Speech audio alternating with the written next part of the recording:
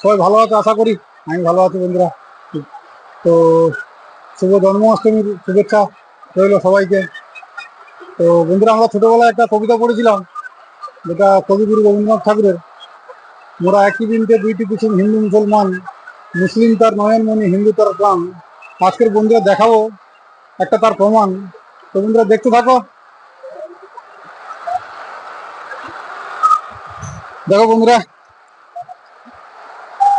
একই বৃন্তে দুইটি কুসুম, হিন্দু মুসলমান, যেটা এটা তার দেখাচ্ছি বন্ধুরা।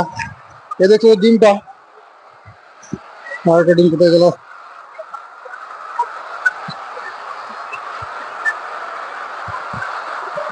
তাই বন্ধুরা দুটোই পেয়েছি, দুটোতে দেখাবো, দেখতে থাকো বন্ধুরা।